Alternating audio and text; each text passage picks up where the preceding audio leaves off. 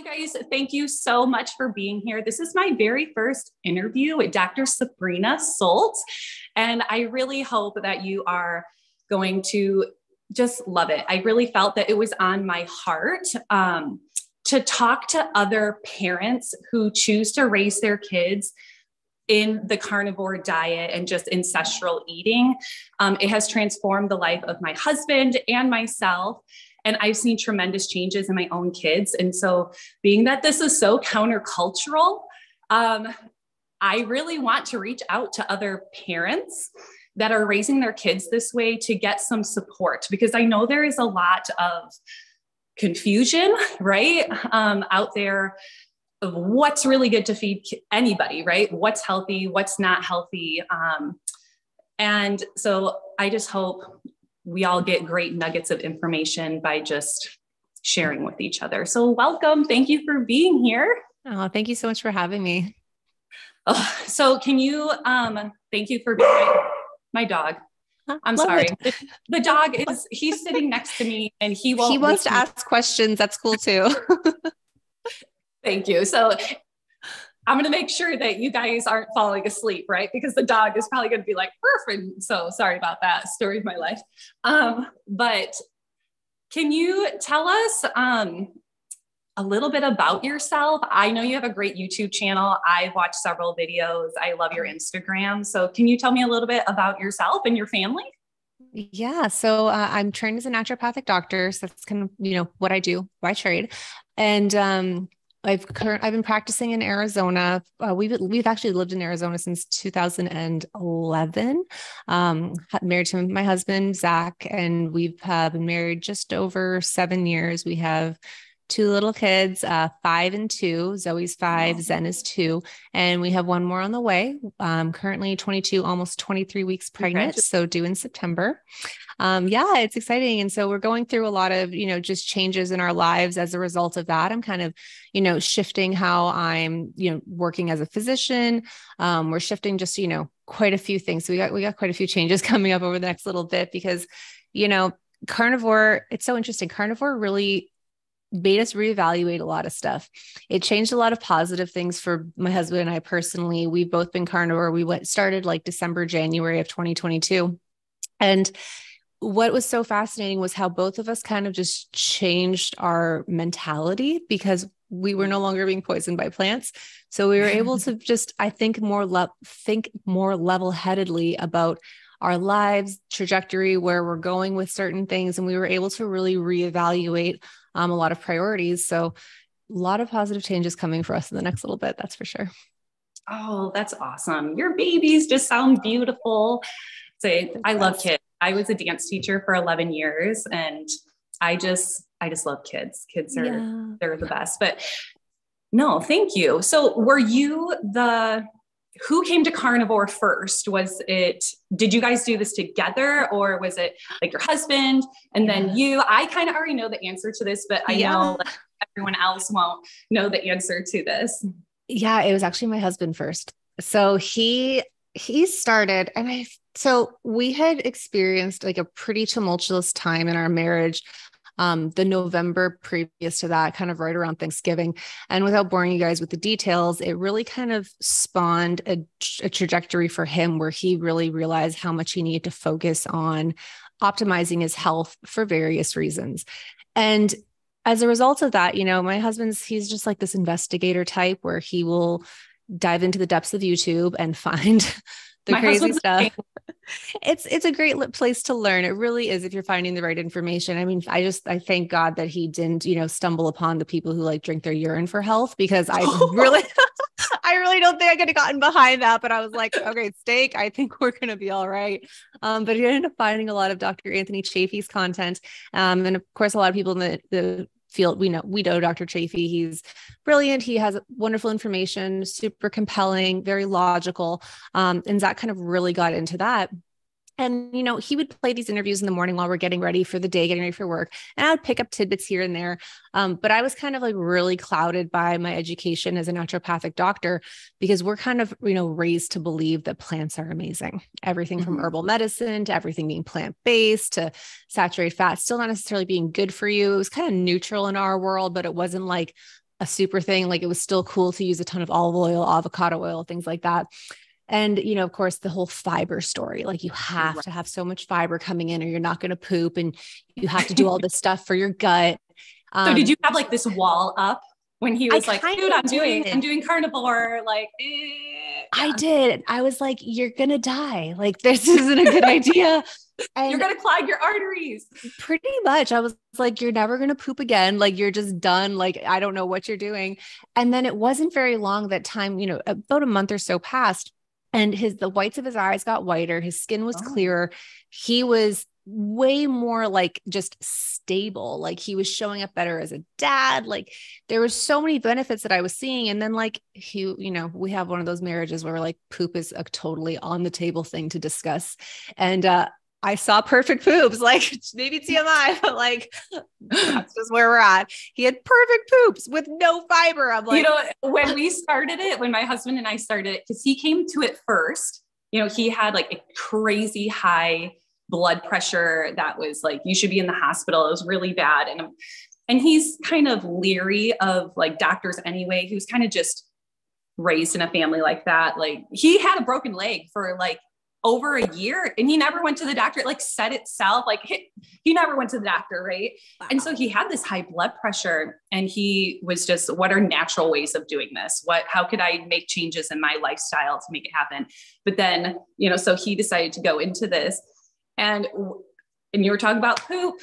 We were always like, and then I, like a week or two later, I decided to go on the journey with him. So we were in solidarity and it wouldn't be so difficult for him. And then I can understand what he's going through.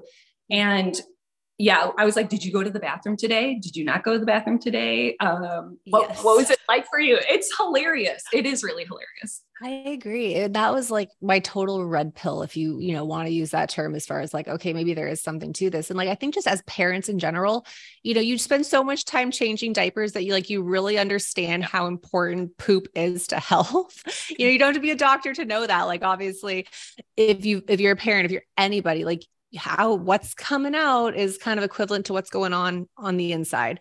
Right. So that was a big thing. And I was like, man, that was always one of my big issues. Like I had years and years and years of IBS. So I was like, man, if he's getting these results, like maybe I should try it. And it actually took me quite a few months to like fully transition and remove like the other things from my diet.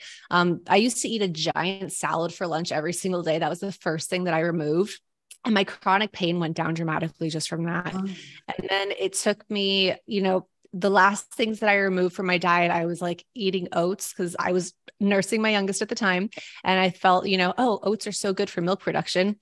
Turns out didn't matter. I cut those out of my diet and I was still able to produce milk. I was still like getting engorged at certain times. Like there was no issues with my supply whatsoever. And then white rice was, I think, like one of the last things to go. Cause again, I thought like, oh, I need some carbs cause I'm still exercising. I have, I'm still nursing this baby. Like I need the food, I need the energy. And turned out that was a complete lie. So eventually again, went full carnivore. And I was I would eat things like most of my lunches were about a 1 pound ribeye with a bunch of butter and salt on it. I would do bacon, eggs, burgers. And that was kind of what my diet consisted of for a very long time until I got pregnant, actually.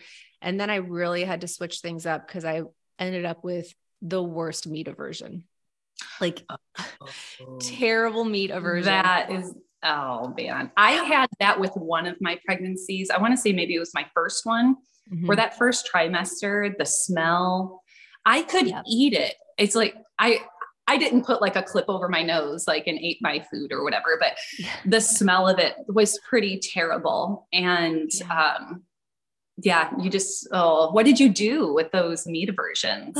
So it was first trimester. And what was interesting was it didn't kick in until I would say maybe 3 or 4 weeks into the pregnancy.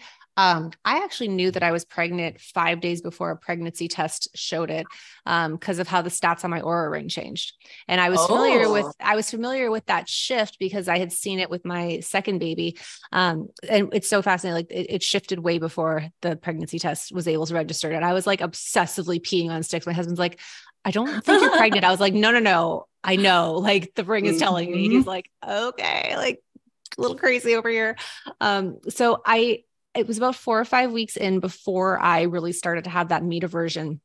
And I couldn't do the steaks anymore. Steaks were just, it was like consuming straight blood. It was Okay. horrible. And like the smell would make me nauseous. Like I was just in a really rough place.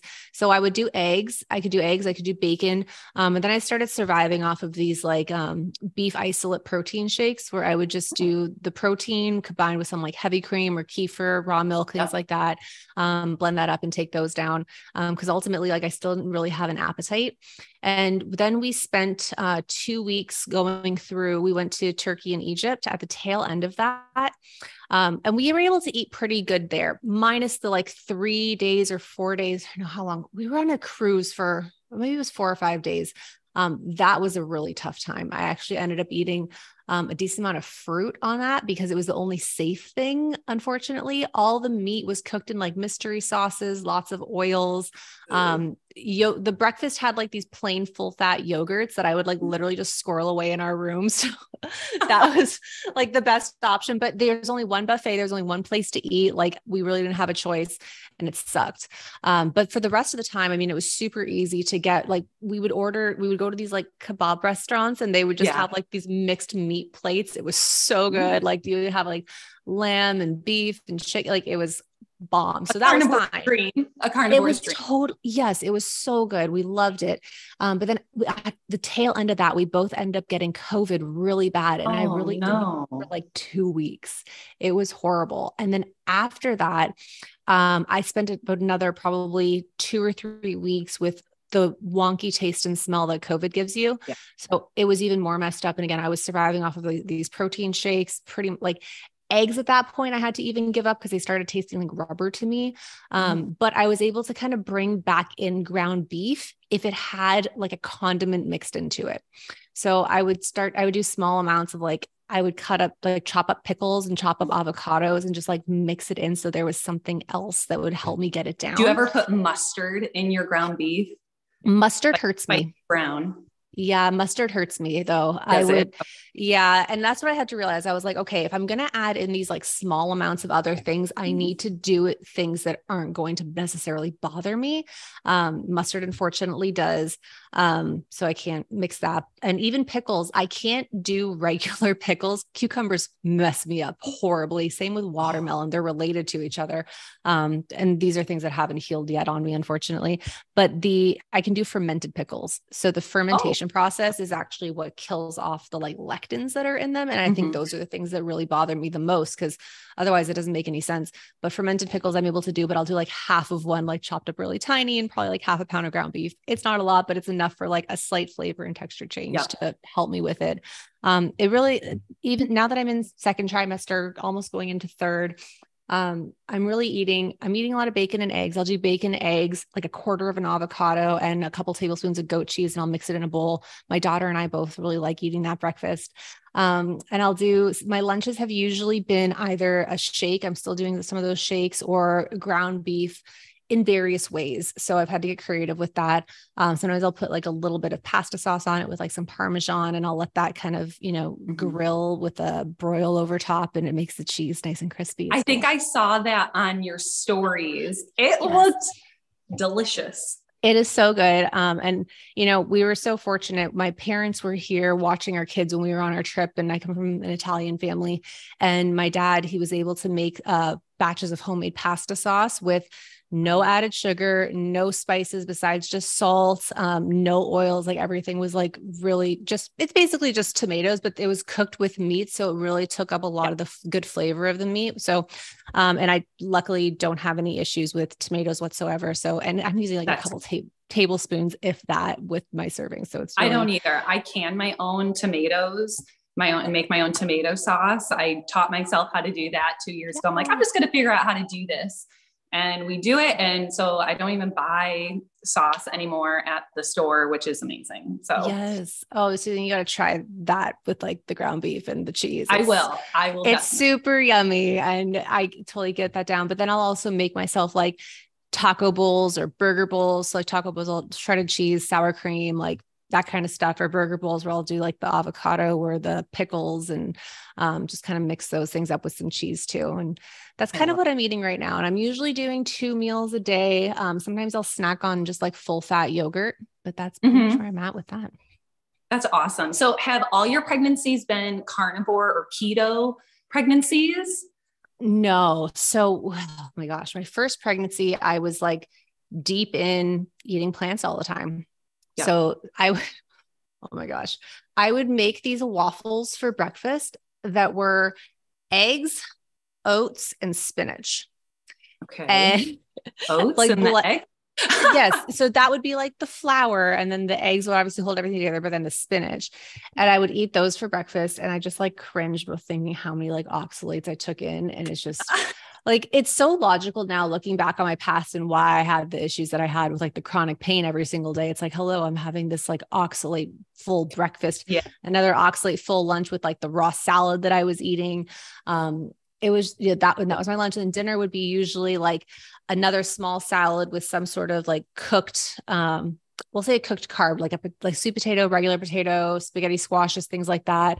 Plus like some sort of other vegetable, like a broccoli, Brussels sprouts, and then like a small piece of protein. It was trash if I think about it now. So you probably feel a night and day difference between your first pregnancy eating more like vegetarian and having a carnivore pregnancy this time around. So much better now. And it is really night and day difference. I mean, minus like the tiredness and the stuff that I went through first trimester with the aversions, like second trimester has been pretty smooth sailing. I would say, obviously with pregnancy, like there's still things that are uncomfortable and still things that are annoying, but it's been far better. My second pregnancy was probably the worst. And for a couple of reasons. I was pregnant through COVID, so the gyms were closed. I couldn't go even exercise, nothing like that. And I was kind of deep in my new business. So I opened my practice March of 2020. So great timing. I know, right? And like, thankfully everything worked out. Like it was totally fine. We were, it was great, but I got pregnant.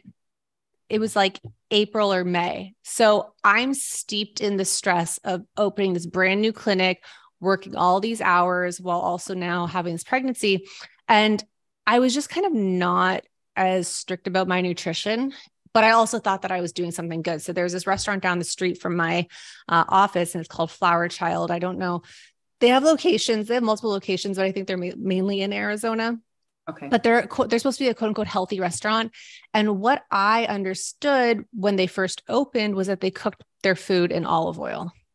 Well, it turns out they ended up with new management, things like that. And they had switched to like grapeseed oil or something like that. Yeah. But I was eating them pretty much every day for lunch. So I'm eating this like bowl of seed oils every single day. It ended up being a really hard pregnancy. I gained a ton of weight that took me long time to lose.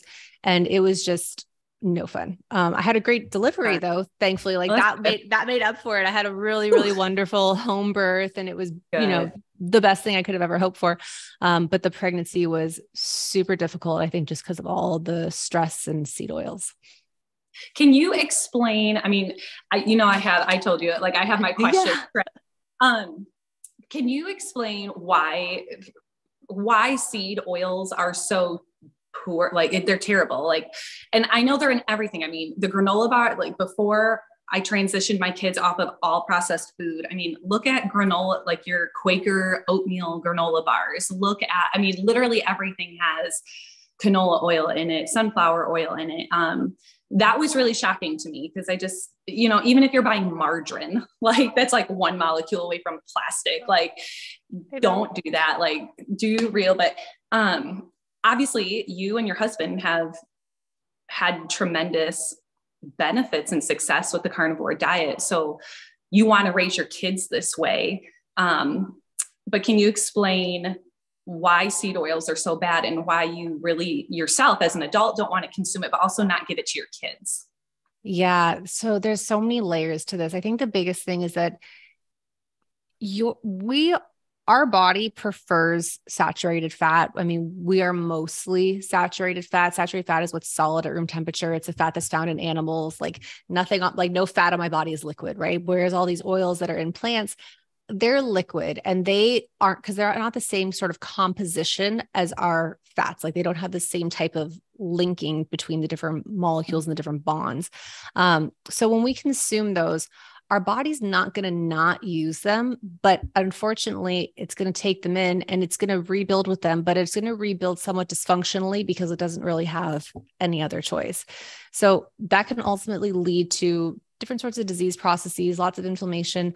There's definitely a connection between these processed oils or the polyunsaturated fatty acid consumption and things like diabetes, heart disease. All of those things can be connected to it. And even things just like your skin integrity, or even how your body responds when you're in the sun. Like all these things matter. And the crazy thing about these is that your cells will ultimately regenerate in total about every 7 years. So if you stop consuming these things now, in about 7 years, you'll have a full new body that is made with all the fats that you're supposed to. Yeah.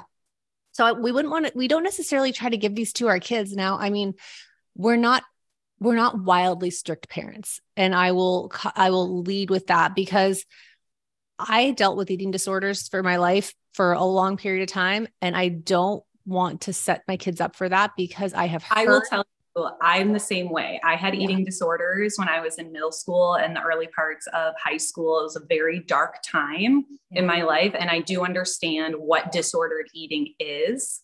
And I feel exactly the same way you do. Like, I don't want to put this complex in my kid's head that like, you're going to die if you eat this, but I really just try to educate them. This is why we don't do it.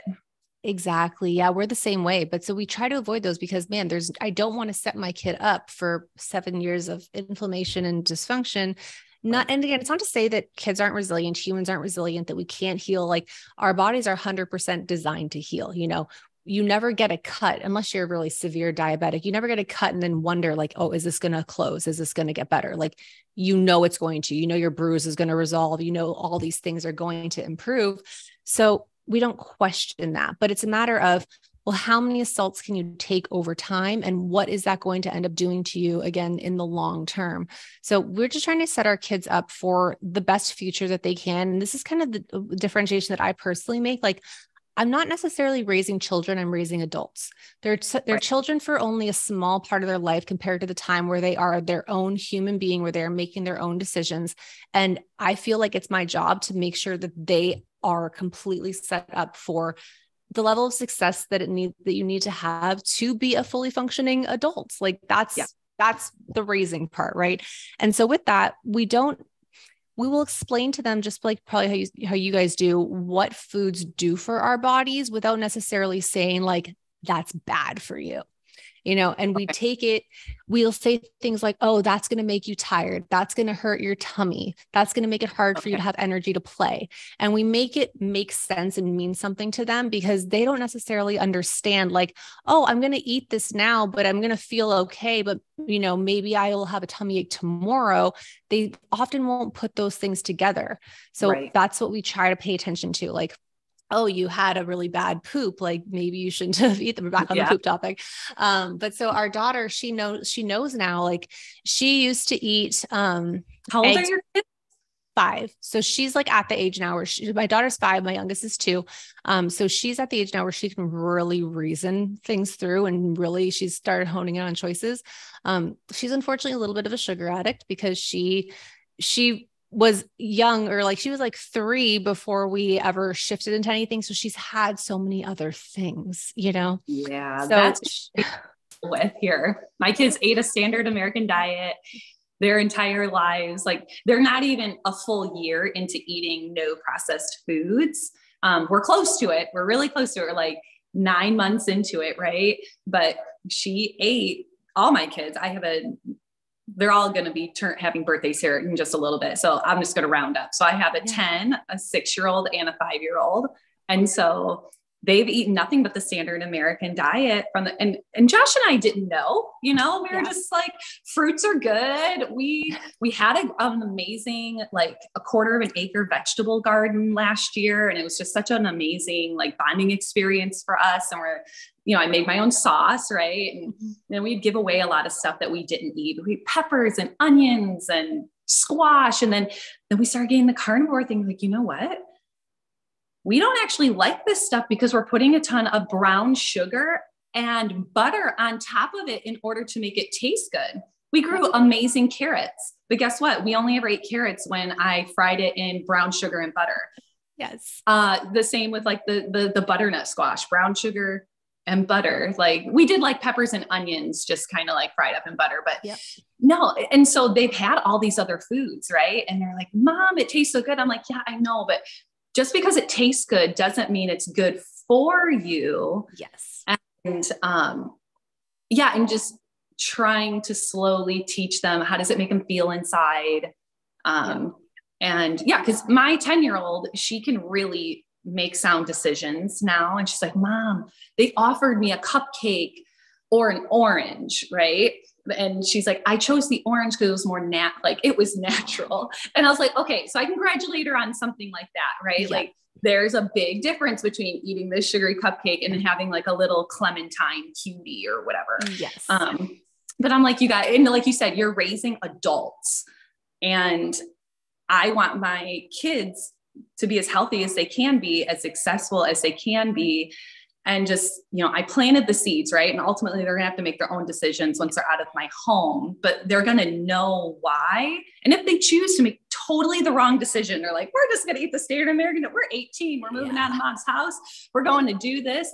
And they're just gonna see they're going to decline, and we're going to say, I told you so. Like, Exactly. And it's so interesting because there's a part of the brain that actually doesn't fully develop until about age 25 that really allows us to hone in on like the prevent. Yes, exactly. And it really allows us to hone in on the consequences of our actions.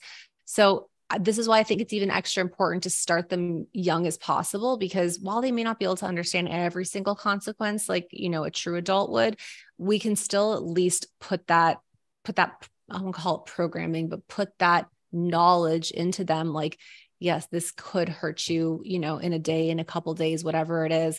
But we have like, loose rules. Like if you are going to want to eat something that's not something that we would normally give you, at least eat your protein or your meat first. So the meat first rule is, a loose rule in our house, or if she's at an event or a party or something, like we have a first birthday party to go to on Sunday after, and I think it's going to be okay, but we're going to see what kind of choices that, she makes. And again, it's just the gentle reminders, like make your choice. That's okay. But we're going to talk about why you made it. We're going to talk about what might've been a better choice.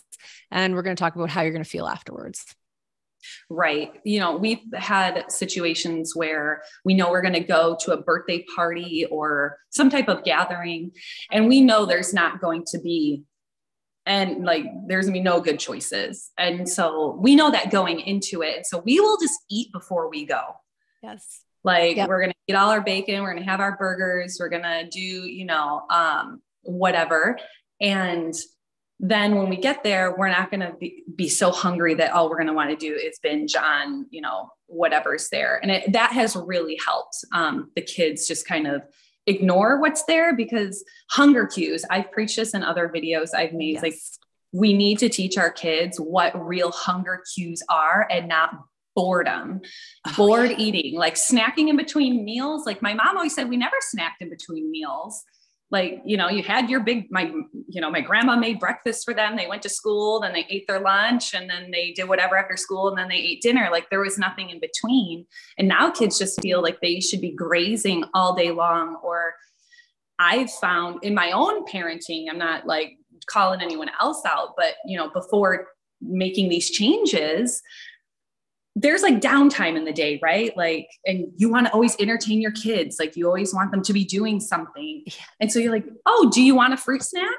Do you want a granola bar? Like you're just offering them food because there's like a pause in the day. Yes. And that drives me nuts. And so I always tell my kids now, are you actually hungry? Like, do you feel a feeling in here? You know, are you just thirsty? Let's try to drink some water first. Cause sometimes you're just dehydrated. Like you're not drinking enough.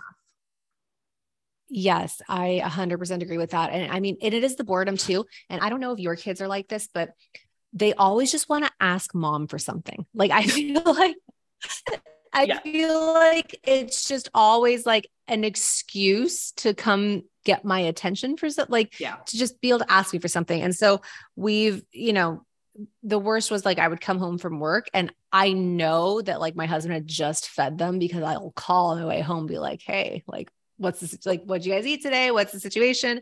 And I like almost always, he's so good about feeding them before I get home so that they don't do the whole like, mom, get me this, get me that. Mom, I'm hungry. Mom, I need this. Because it's just like, oh my goodness, it's a lot to come into, especially after working all day.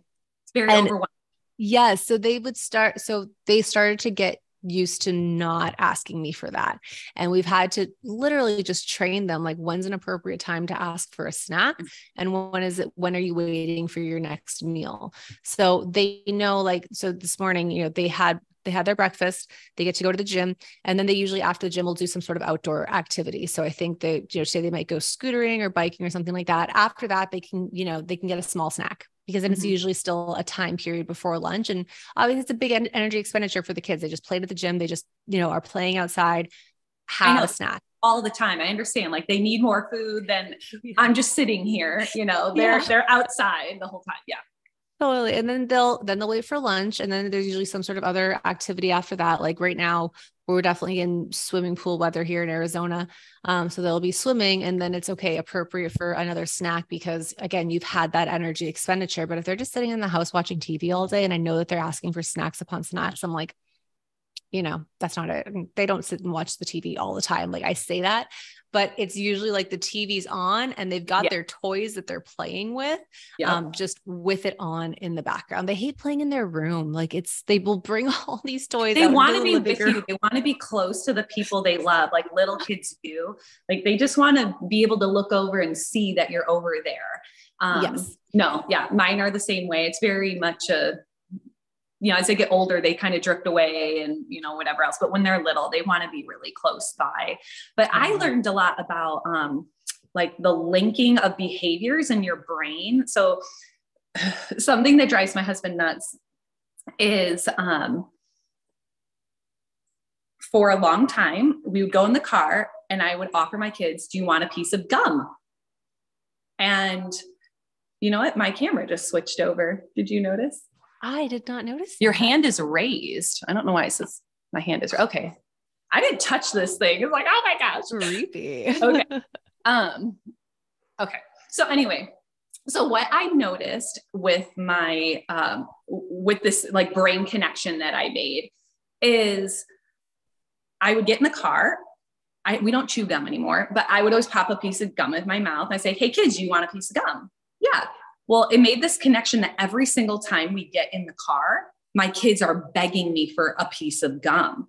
Like didn't matter if we're in the garage, here's a piece of gum. We go to the store, we come back from the store, get into the car. Can I have another piece of gum? And, you know, we go to dance, you know, can I have a piece and I was like, stop it. You don't need a piece of gum every single time. But then I read a book about these behaviors that we associate with certain events. So like if you're always eating popcorn on the couch, watching television, you're always going to associate watching TV with eating. And so, and it only takes, it only takes like 3 or 4, you know, like times to like really build that brain connection, you know, or that association with, you know, eating chips and watching television. And so I found that really fascinating. It is fascinating. I agree with that. Our kids, you know, same thing. So it's a matter of like, how can you consciously create a connection that serves them versus is more detrimental to them? So I think it's really important. Actually, I think that's probably something people should pay more attention to. Right. Absolutely. So your kiddos are really young. Your oldest one is 5. Mm-hmm. Have you seen any changes? It's a girl, right? Your 5-year-old. Yes. Yeah. Have you seen any changes in her physically or emotionally since changing her diet? Oh, so what we notice is, and it's interesting because, you know, when we're making these changes, like they're still growing up in the process, they're still coming into their personalities. And so it's really hard to say like exactly what shifts, but what we do notice is how her behavior does change if she does eat something that's different than what we would normally serve.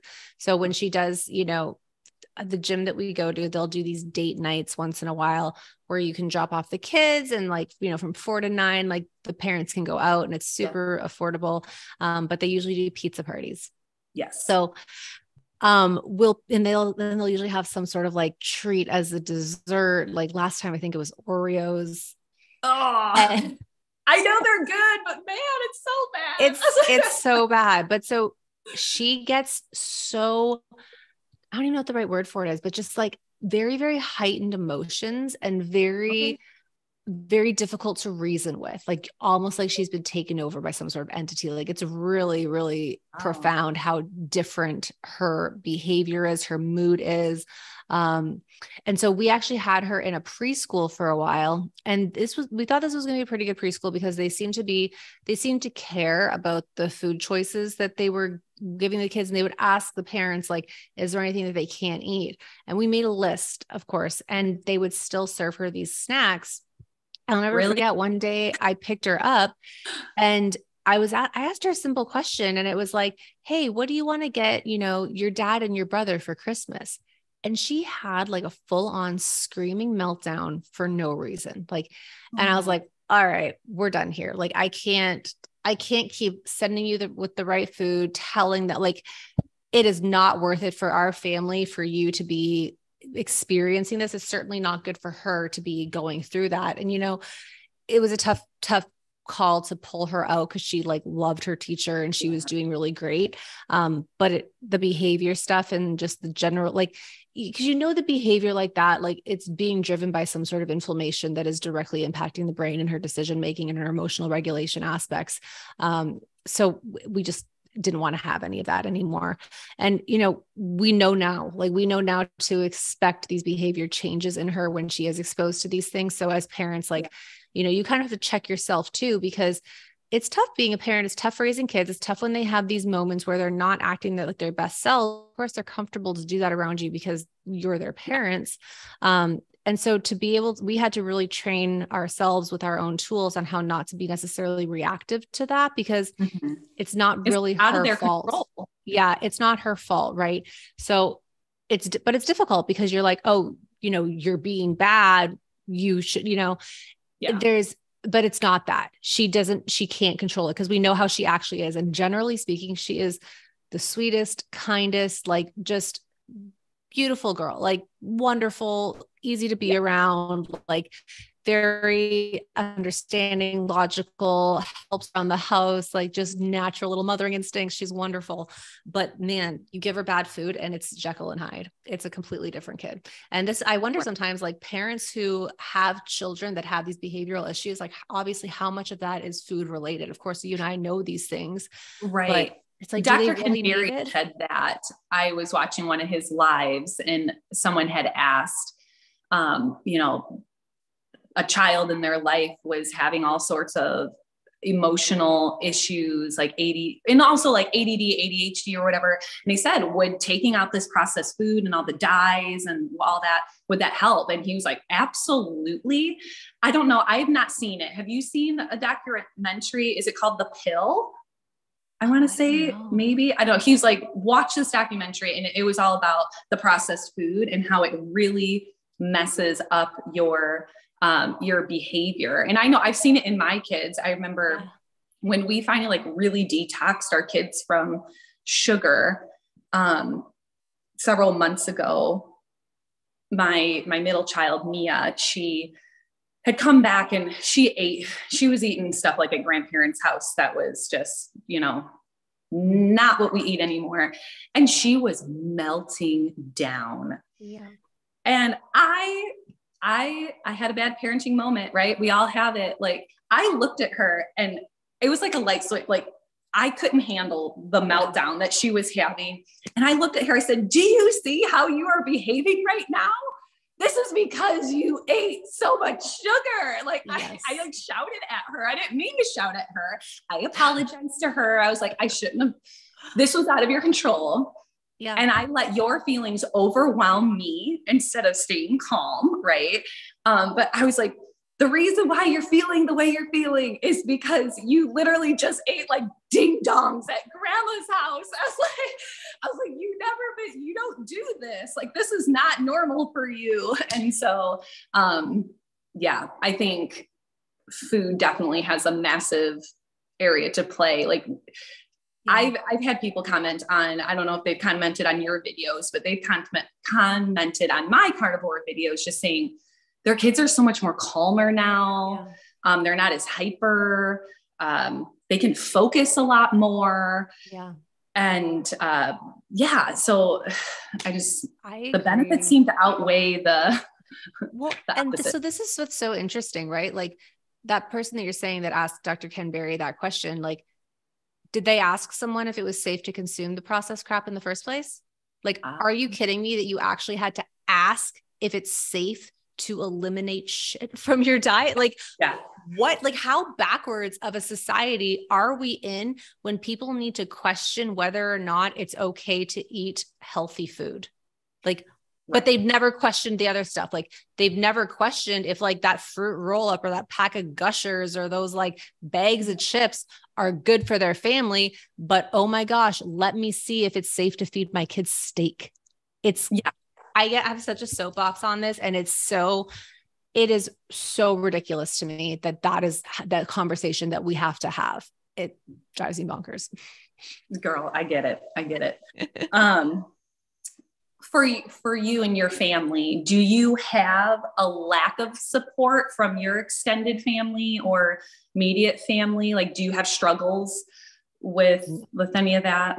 No. So, my family's actually all in Canada, and, my parents are actually basically fully carnivore. They did the switch themselves. They, there's still like, there's a few other things that they eat, but like they saw mine and my husband's results, and, they were like, well, worth trying, right? Like we love meat. That's meat. Awesome. So they went carnivore for a really long period of time.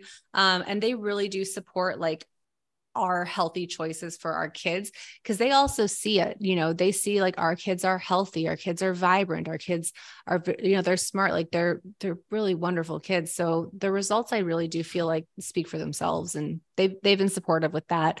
My husband, we're not really close with his family at all. So that's kind of a moot point, but nobody really says much or questions it or anything like that. And I truly don't really know what our YouTube comments look like. My husband is the one who has the YouTube stuff. I do the videos, but I'm like, I don't like, you don't have any more time in your schedule, girl. Well, no, like I don't like the people who comment on YouTube. For the most part, the people who leave comments on YouTube, I mean, yes, there's some really supportive ones, but I feel like the YouTube trolls are like the worst of the trolls. And I just don't want that. Like, I'm like, you take care of it, you delete it. Like, I don't want to even see it. So I just don't even look. Truly. I don't blame you. It does mess with like your mental.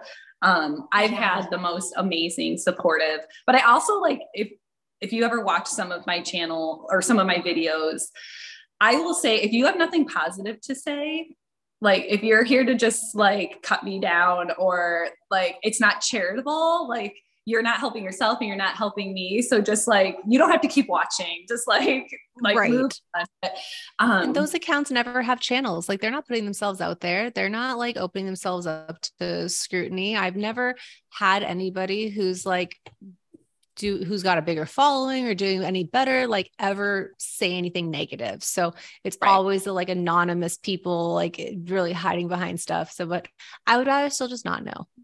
Right. I don't blame you. But yeah, as far as like my family goes with like the support, it was really interesting. 2 weeks ago, I had a conversation with my grandmother. My grandmother is 82 and I visit her every single Tuesday with my kids. It's like a perk of homeschooling and living close to your family. Like we have lunch at grandma's house, every Tuesday, and we get to visit her. And she told me 2 weeks ago, she's like, it really hurt my feelings. And so the following week, I I had like the script in my head. I don't know if you do that, but like, if you have like a ruffling of feathers with someone and you know this is going to come up again, like you run like a script in your head of how you're going to handle that. And so my grandma told me like 2 weeks ago, she's like, Kimberly, I don't understand why you are feeding your kids like this. You're being a bad mother. And that was the phrase that hurt me. You're being a bad mother by not letting them have popsicles when they come over to my house and letting me give them chips and cookies and, you know, all the things. I don't know about this only eating meat and cheese and, you know, things like that. And I just, you know, looked at her really sweet and calm. And I was like, you know, you don't have to agree with it. It's okay. This is just, you know me, I've been walking to the beat of my own drum my whole life. My mother has always said, Kim, why are you always like going against everyone, like walking to the beat of your own drum? Like, why can't you just like conform? Right. I was like, it's just not who I am. And so, you know, I just told her, this is just how we're going to do it. You don't have to agree with it and whatever. And she just dropped it. She didn't hurt my feelings. So what was interesting last week, we went to her house on Tuesday and she said, you know what? I went on the internet. What I love about my grandma, like that woman is 82 and she knows how to work that computer. She knows that like she's a rock star. And so she's like, I went online and I Googled that carnivore diet for kids and how, you know, if this is going to work. She's like, it actually said on there, it's a really good way to feed your kids. And they end up smarter. They end up stronger. They end up just like way healthier. So I'm really glad that you're doing that. She didn't like I don't think she realized she was offending me when she said like, you're being a bad mother. Like, I think it's just like, right. When you're talking, like things just fly out of your mouth. But she told me like, she only found amazing things for, you know, feeding your children this way. And I said, oh my gosh, I gave her a big hug. And I said, thank you so much for caring, right? Like you went out of your way to actually do the research on this.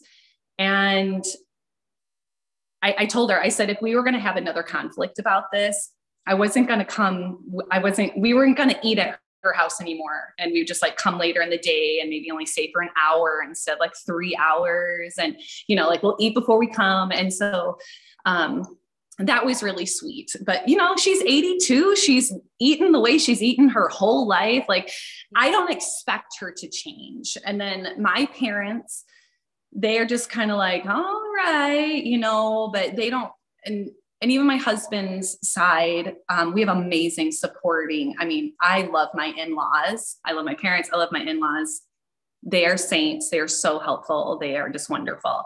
But when it comes to like, oh, I gave them an apple, but I let them have caramel all over it. And I'm like, oh man, you know, and we're just like cringing inside. And the kids are like, I get to go to grandma's today because she lets me eat junk food. And then I'm like, please. My sister-in-law has been really wonderful with, she totally respects what my husband and I are doing. And so when they go, they don't eat that way. They eat a standard American diet. But when my kids are over there, they feed them eggs. I give them bacon. Every time my kids go over there, I'm like, here's 4 pounds of bacon. Make sure they eat this. And like, here's some eggs. And I was like, they can eat cheese. Like, and so her kids may be eating, my nieces may be eating like chips and whatever, but she's like, you know what? Your family doesn't eat that way. Like she's so respectful about it. And I love that. And she's like, you guys can have this, you know, and then, you know, my kids are going to have this, or, you know, something along that nature. So we're still working it out with like extended family, with like honoring how we want to do that. But we're slowly getting there. Yeah, I feel like it's always a work in progress. And like, that's one thing that, you know, my husband and I realized was like, you know, you don't necessarily need to explain things to people because they're probably not going to get it anyway, because they've got years of programming, conditioning, their own life experiences, all that good stuff. But, you know, we just try to like lead by example. You know, people have noticed our personal health change. They notice our kids' development and how they behave. So I think that honestly speaks volumes more than trying to like tell somebody, you know, like, oh, you should do this, you should do that. And just lead by example. Exactly. Yeah. Because that's really the best testimony, right? Like if this really wasn't working, people would know. Yeah. like Yes. you can't fake your real life results. You can't necessarily fake your body, like unless you're going to use Photoshop, like your body composition, how your skin looks, how you're able to like, obviously you're making content all the time. Like the amount of energy expenditure that needs, the creativity that needs, the skill set that needs to be able to do, your video editing, all that stuff. Like that's clearly something that you have to be, fueling as a performance to be like, you're fueling your performance to be able to do that. And you're doing that appropriately. So, it becomes obvious. Absolutely. And we're just trying to find ways to not have friends or loved ones like sabotage us, like in that whole process. So, this was a question from my husband. Do you ever feel guilty when your kids feel like they are missing out? Now I understand like your kids are a lot younger, so maybe this would apply to you, like your 5-year-old, but like, for example, we go to a party, right? And we're like, no, you can't have the chips that are there. I'm sorry, choose something that's over here. Like, I mean, as a parent, like, do you ever feel guilty that you like all the other kids get to do it, but I don't? Yeah. So I don't feel that guilty is a useful emotion to begin with. So I don't tend towards that. Now, can I feel empathy for their perceived sense of loss?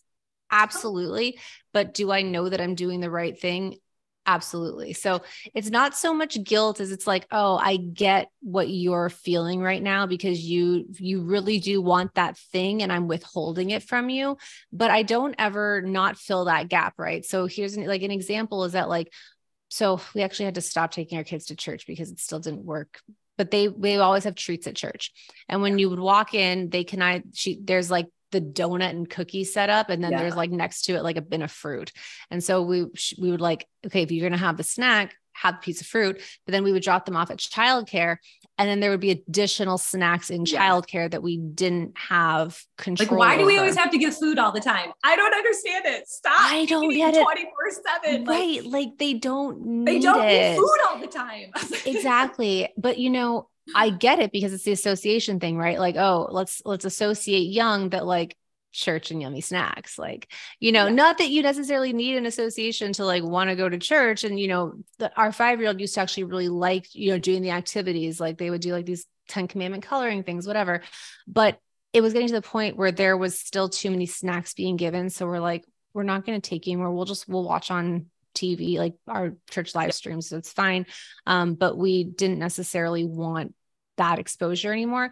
But so I wouldn't feel bad or guilty denying her the junk food. I would allow her the replacement with like the orange or the banana, something that she would be fine with. But even then she would still try to like find a way to get it. And it happens in other situations too. Like we were at a birthday party a few months ago, and this one was actually a really good setup. It was another family that was pretty relatively health conscious as well, but they had gotten like barbecue catering in, so there was meat available. So we made her eat the meat before we knew that that the dessert was going to come up. And instead of doing cake, they did donuts, and she was allowed to pick a donut, but she was only allowed to have half of it. Even then, she only had a quarter because she was already full. So it was like, we'll compromise versus fully take away. And again, still educate on that. And she had a tummy ache after. So we made sure to tell her like the donut caused your tummy ache. And she's gotten really better about associating those things. That was a really good example because it leads into my next question, but also last year, my oldest wanted a donut tower cake for her birthday. And we had just started Carnivore. Like we were 2-3 months into Carnivore. And my husband had already gotten like his blood pressure under control or whatever. And so, we get like 3 dozen donuts, we line them up in a swirl and, the big tray or whatever. And he had a donut, a yeast, vanilla, Long John, right? He ate one. He had uncontrollable anxiety for 3 full days. He's an anxious person to begin with. and he had always struggled to keep it under control. He's a business owner and entrepreneur. Like, you know, it's always all on him, right? When you do, you know what that's like. And so, we were sitting on the couch like the following day, and he's like, Kim, I have uncontrolled, like I'm freaking out just sitting here. Like my anxiety is through the roof. And it was a solid 3 days. He's like, the only thing he fasted during the birthday party because I really didn't know what to feed our guests at that point, being that we were still transitioning the kids off of processed food. And then, you know, Josh and I were carnivore, but I was like, what are we going to feed our guests? So I had meatballs. So he had like plain meatballs and I had plain meatballs, but we didn't eat any of the other food that we served at my daughter's birthday party. I did have a donut. I didn't have any problem. When I eat sugar and grain now, I'm really warm right now. My face looks really red. I'm nervous talking to you. So like my blood pressure is really high. This is just me. When I talk to like anybody, it's okay. You're so funny. Thank you. But I get rosacea all over my face, and it takes a solid 4 weeks for that rash to just like leave my face. And so he had uncontrollable anxiety for 3 whole days. Yeah. Like I felt so bad. So that leads into my next question. Do you ever let your kids cheat, or do you guys cheat on holidays or birthdays? So one, I don't love the word cheat. I know. I know. Yeah. I just think it's important because anybody who has a history of any sort of disordered eating, to label a choice that you make that has a connotation of good or bad can be triggering to some of those previous behaviors. So I tend not to use that term because ultimately it's still a choice. And what I like to phrase it as is like, I'm testing something, because I know that if I'm going into something consciously that I know for sure doesn't agree with me, because I'm an adult who's figured this out for my body, that like, okay, I'm going to test this. Like I'm going to test to see what it does to my body and test to see how I'm going to respond to that. And yes, there have absolutely been times that I have tested things for myself. I tested sweet potatoes one time, and, you know, some people might say that's a cheat, but like, if you're carnivore, it's a quote unquote cheat, but like it was a true test, and it ended up giving me diverticulitis. So I had some gut stuff happen. So I was like, okay, sweet potatoes are off the table. Now I can tolerate chocolate. If I have too much of it, it can spike my anxiety the next couple days, but small amounts I can totally do. So we phrase it as that when it comes to us, like we will test it. There's certain things that I know for sure, like I cannot do, like I cannot do gluten. Like it completely messes me up, even a small amount. Like I don't have full blown celiac disease, but like gluten is like a bomb that goes off in my body. Was that always, even before you were carnivore? Always. And like you said, it's literally minimum 3 days of inflammation, no matter what, because that's how your body heals something. So anytime you have an assault happen, whether it's a cut on your arm or you're recovering from surgery, there is 3 to 7 days of inflammation that occur after that. And a full healing cycle, you know, can take a significant amount of time longer. This is why it takes people a long time to heal from things in general, but like that's a normal response. So if you make a choice that doesn't agree with your body, you can expect 3 days of inflammation to some degree. And it might not be anxiety. It could be a skin eruption. It could be brain fog. It could be tiredness. It could be pain in your body. It could be obviously digestive issues, gas, bloating, constipation, diarrhea. Any of those things can happen as a result of that. And with our kids, like we don't really go a lot of places where they're going to be exposed to this. So we really don't have a lot of instances where they're making these like bad choices or these other things. And with them, we don't really try to, again, use the good or bad words, for example. It's just the education on how they're going to feel afterwards. But yeah, I don't love the term. And I need to be better about that. Cause I will say, I do say like, that's bad. You know, this is better. Like, this isn't great. You know, this is better. So I am actively trying to, you know, we say things like, we talk about it as the effect, right? So like, if you're eating that, like if you're going to eat this meat, you're going to be big and strong. Like we like really try to lead with that. And like, that's important. Like we want you to be, big and strong and healthy and like all that good stuff. Whereas like, this might make you tired. This might hurt your stomach. This might make it harder for you to go scootering later. Like just things that, Right. again, make it super meaningful for them at whatever age they're at. No, that's really, really helpful. So this is probably, I did email you this question, and I feel that this next question is really, it might be triggering for some people, and it could be controversial, and I didn't come up with it. My husband did. But I was like, dude, as I was kind of thinking about it, I was like, that makes perfect sense. So knowing what you know and knowing what I know and all the all the research we've done about, seed oils and the preservatives and the chemicals and all that stuff that is put in processed food. Well, even we know that natural foods like fruit and things like that, that does the oxalates, like that has such a huge impact on your body. So knowing what we know about nutrition now that they don't even teach in schools properly or anything, and they just push on our kids, do you think it is, if you know these things, like you and I know these things. So if you know these things and you choose to let your kids eat these things anyway, do you think it's child abuse?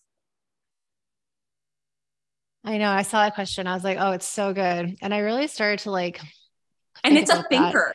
Like at first I was like, what? I was like, but then I was like, but we know how bad it is for you now. Like we know like cancer causing, like all sort, like obesity, like, behavioral issues, all these things, like knowing what we know, Josh and I can't in a good conscience, like allow us, like if our extended family is going to not honor our wishes in, feeding our kids when they're in their care, like that's one thing. But Josh and I, in good conscience, can't give these things to our kids anymore because we know how harmful it is. And he's like, I feel it's abuse. It's so interesting because there's two aspects to that immediately come to mind. And it's like the philosophical aspect, which obviously is what you guys are alluding to. And then there's the like real life consequences aspect of naming something child abuse, right? Whereas, that's really obvious, like any sort of full on actual child abuse, neglect, things like that, things that would land you with a CPS investigation or something like that, or, any sort of Department of Family and Child Services investigation with a potential of your children being removed from your care. Now, why I think this is important to differentiate is because, we actually see stories in the news of vegan parents who have malnourished their children, who end up losing their children, going to jail, facing charges and stuff like that because of that. Now, are there parties that might believe that the way that, that only feeding your kids in a carnivorous way is doing a similar thing? There might still be that. I mean, I've actually even heard stories of people who have had these departments called on them for co-sleeping with their children because they think that could be quote unquote child abuse. So I think there still is a fine line between, the actual real life ramifications of something like titling something that way versus what we would consider more the philosophical region, which is, okay, is what I'm teaching my children or is what I'm bringing into my home and the actions that, are valuable to us, are those creating long-term damage or long-term good? And so I think that ultimately what we're doing is we are creating long-term good for our children, but it might still, by making these choices. And I don't know if I would necessarily term it abuse to do the other things, because I don't know if it's going to cause the severe long-term damage to the child and or the family unit as a whole. Whereas the title of abuse, I think would have to have that. So I think that's where I differentiate. I wouldn't full on call it necessarily like child abuse if you know better, because I don't think that anybody who does know better is going to do that willingly, consistently, and in a way that causes so much trouble into the future. Right. And it's just so countercultural, right? Like the way we feed our kids. Yeah. And then, I was a dance teacher for 11 years. I coached for 15 years. I did cheerleading before that. And I've been around so many kids, thousands and thousands of kids. And, I guess I just feel sad, like when I see like a morbidly obese child, Yeah. and I just think you could turn I that understand child abuse. Yeah. Right. I'm like, I see, you see like a morbidly obese child, or even just like a little bit overweight. And I think I heard somewhere, maybe you can correct me, like if your child is obese or overweight by the time they're 5 years old, like the chances of them staying obese and whatnot as an adult is like really, really high. And I understand people don't know what they don't know. Right. So is that ignorance or abuse? Like I feel like it's such a deep philosophical conversation surrounding that. And the other layer to that too is, well, then whose responsibility is it to teach these people? Is it the school's responsibility? Is it like, and are you teaching the children, or are you teaching the parents? And like, what do we do to correct for things like food deserts or accessibility or poverty? Like, it makes the conversation, I think, really, really deep and really, really difficult, because, it might not be their choice. Like that might be the only thing that they know and the best that they're trying to do. And yes, it sucks that that's what's happening to the children, but where does it start? Like, where do you start to correct for this? It's just such a huge, it's just so huge and complicated. But you know what? This has been an awesome conversation. Do you have any words of encouragement to parents out there that are maybe really scared to make the change, like whether for themselves, but then, you know what, I want to take my kids along on this journey, because, Josh and I did it.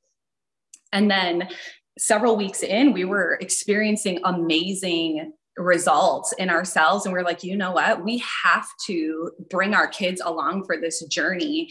And so do you have any like last words of encouragement or advice or whatever for any parents out there?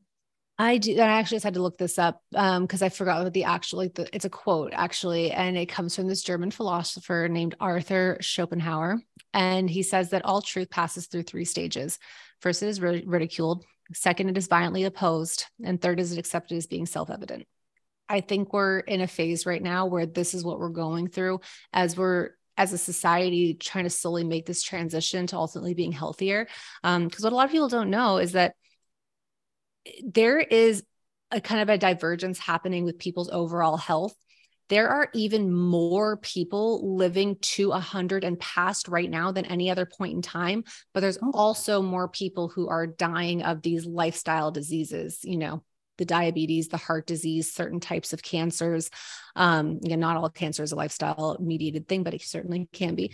But so we're seeing this go through, which means there are more people who are becoming interested in this. And I think it's a matter of just witnessing this paradigm shift and understanding that we are going to go through these phases. And yes, I think carnivore is that people do somewhat ridicule it, especially people who have no clue initially. I certainly did. I just thought my husband was going to die. And then second, violently opposed. We see people violently opposing this all the time, but one day it will become self-evident that what we are doing is we are consuming the most nutrient dense, species appropriate food on the planet. And we are seeing the benefits for that. So understand this is a real thing. This is something that people go through on a large scale. And if you know in your heart and your gut that you're making the right choice for yourself, your family, like honor that. Don't let the outside influence deter you. That's awesome. Thank you. Thank you so much for being here. Of course. This was such a pleasurable conversation. And you know what? I'm going to have all of your information, your YouTube channel, your Instagram, everything linked below in the video. And I hope we'll get to conversate in the future again. So thank you for being here. This was very helpful for me as a carnivore parent. And, really link it, like my big takeaway was, really making my kids understand, how do these foods make you feel, and not saying this is bad, this is good. And because I know I knew I needed to improve on it, but I always like to be reminded again, like I need constructive criticism and help in that. So you were so helpful. Thank you for being here. And I think that's a wrap.